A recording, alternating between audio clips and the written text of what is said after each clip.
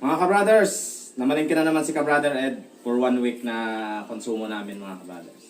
Kasi ang every weekend, pag hindi Sabado o Linggo, ako po ay lagi pupunta sa palengke.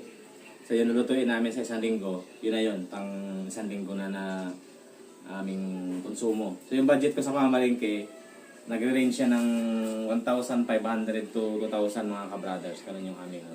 Tapos sa grocery namin, isang 1,000. Depende. Pag may dala si kananay o kaya ay medyo nagtitipid, mga 1,000 po. Pero ano na yan eh. Kasi nagbabaon kami ni Kameses mga ka-brothers. Yun naman ang matipid.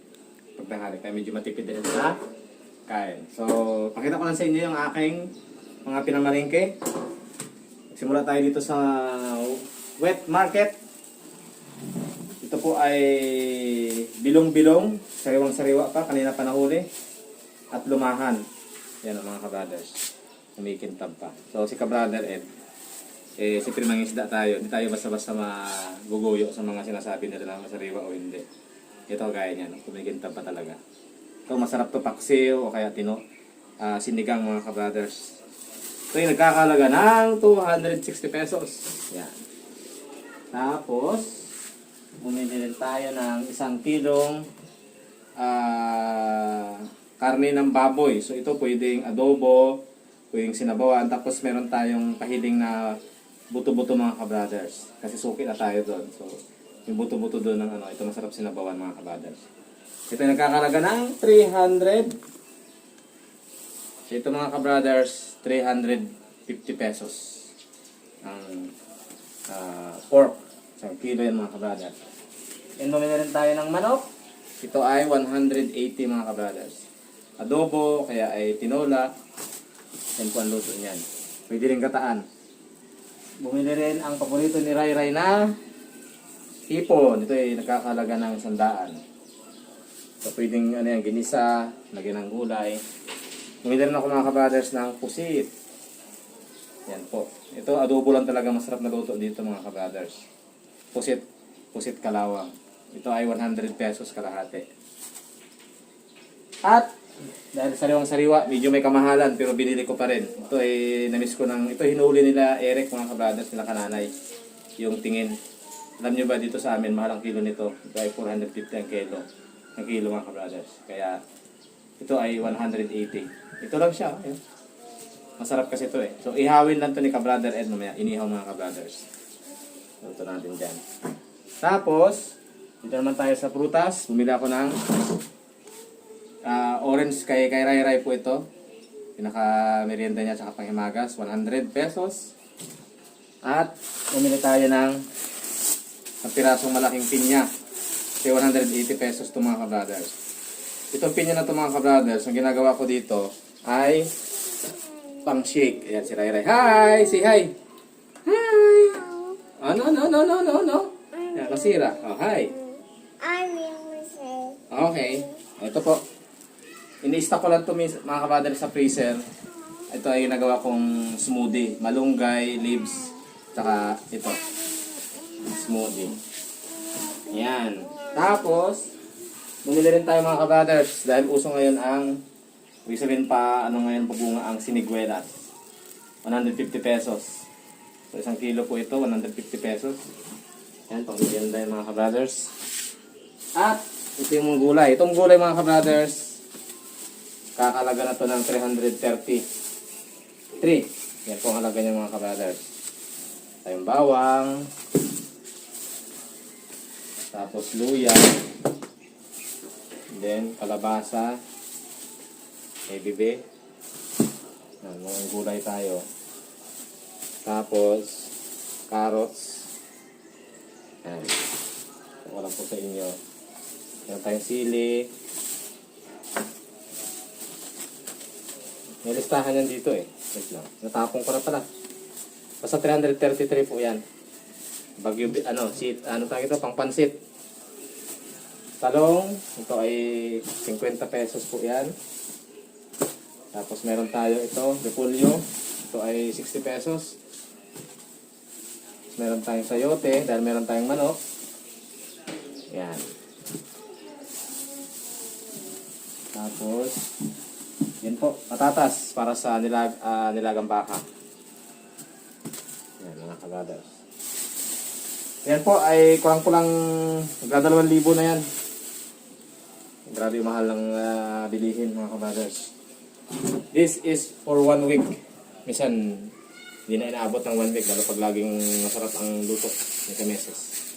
Okay? So, magpiprepare ako ng uling doon. Mag-ihaw tayo ng tontingin. Inihaw lang, mga kabrothers. Inihaw na masarap dito eh. Kasi ang krisis nito ay makapal. Tapos yun.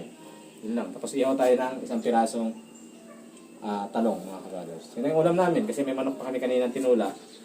Ito pang ulam natin. Okay? Ihawin natin itong 2 pirasong tingin. Ang pinakamahal na isda ngayon dito sa Calapan. Dahil itong 2 piraso ay 180 na. Mga patak na 190 ng isang piraso mga kabrothers. Tapos mag-iiyaw rin tayo ng talong. Iniyaw lang talagang masarap dito. Tingin. Sa huling tingin. Kasi sariwang-sariwa siya kanina kaya binili ko eh. Napakasarap niyan mga kabrothers. Pasobra eh. Ayan. Babalik rin na natin. Ayan.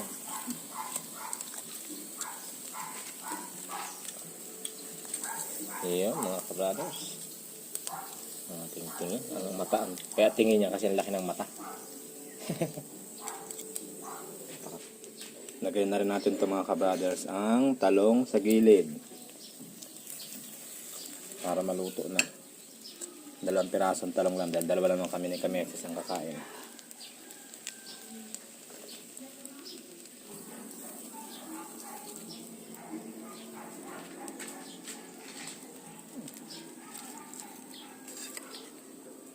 Luto na yung ating inihaw mga kabrothers. Inihaw na tingin. Let's eat mga kabrothers. Ito na po yung aming tanghalian ngayon. Yan.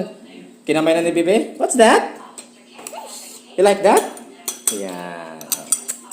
Oh, wag lang itong sausawan. May sili yan. So, meron kaming tinulang manok. Yan. Inihaw na isda. Inihaw na talong. Tsaka may konting karne. Tsaka may daing. Tinan mo ang ginagawa sa kamay ko. Tinan mo ang ano? Yun daw. Yun. Oh, sige. So, kain na tayo. Let's pray muna. Pray muna. Oh, let's pray. Kinuha na. Oh, eat. Eat nga, eat. Oh, eat. Oh, pray muna. Oh, pray muna. Pray. Oh, yan. Diretso na. Oh, kain na. Oh, hindi na nakapagpigil. Ayun na, sige na. Oh, ayan. Talagang gusto niya. Wow, sarap. Good job. Okay na. O, sige, pray ka ulit para sa amin. O, pray ka ito, pray. Ano? Okay na. O, pray. O, sige na, go. Thank you, Lord. Close your eyes. At thank you for this food. Amen. O, amen. Ano lang. Sige na. Drink water muna.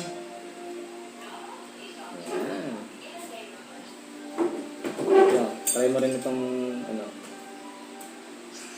you like talong. Wow, this talong. Wow, and fish. You like fish? Saka isda. Wala, isda. Sige, kain. Makinig. Wala. Yun po, dami dami. Dami fish. Alam niya masarap ang isda eh. Patikim tayo ng isda na 180 piraso. Kain po tayo mga kabrothers.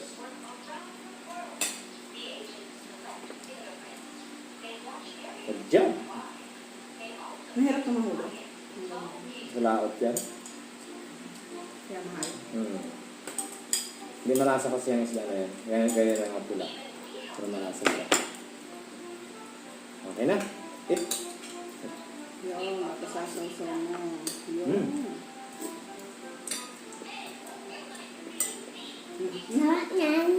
Kiss mo.